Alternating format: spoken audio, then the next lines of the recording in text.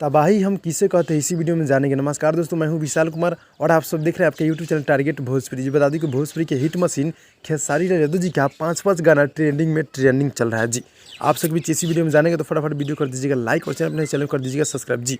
बता दूं कि भोजपुरी की हिट मशीन खेसारी लाल यादव जी का यानी कि 4-5 गाना एक साथ ट्रेंड कर रहा है जी। गाना बहुत ही हाई लेवल का, यानी कि एक से बढ़ के एक नवरात्रि सॉन्ग है, जो कि एक गाना है जो कि पटना के घाट पे वो भी 25 नंबर पे ट्रेंडिंग कर रहा है। और एक है जो छठ पूजा ना कैलू तो कैलू का, जो कि 12 नंबर पे ट्रेंडिंग कर रहा है। और एक तो जो है मतलब नंबर 1 पे, यानी कि अभी से 8 दिन से, यानी कि 8 से 9 दिन से अभी गाना ट्रेंडिंग में है जी, नारियल। जो कि नारियल गाना एक से बढ़कर एक हाई लेवल है, जो कि नारियल सॉन्ग का टाइटल है। और गाना जो कि सारेगामा हम भोजपुरी से छूटा है और अभी 1 नंबर मतलब ट्रेंडिंग में है जी। हाँ दोस्तों, उससे पहले बता दूं कि जो कि महिमा महान बा वो भी मतलब 7 से 8 नंबर पर ट्रेंडिंग कर रहा होगा जी। हाँ दोस्तों, और जो कि मतलब बलाकवा तू दे दा छठी में वो भी मतलब गाना ट्रेंडिंग में ही है जी। हाँ दोस्तों, यानी कि समझ लीजिए एक साथ 5 गाना ट्रेंडिंग में खेसारी लाल यादव जी का, तो इसे रिकॉर्ड कहते हैं। आप लोग चिल्लाते हैं ना कि रिकॉर्ड इससे कहते हैं, यानी कि हिट मशीन खेसारी लाल यादव जी को जानते हैं जी। यानी कि इनका रिकॉर्ड देखिए, एक साथ 5-5, 6-6 गाना ट्रेंडिंग में है, जो कि छठ पूजा के सुबह से, यानी कि अभी समझ लीजिए। तो आप लोग दबा के शेयर कीजिए। मिलते हैं अगली वीडियो में, तब तक के लिए धन्यवाद।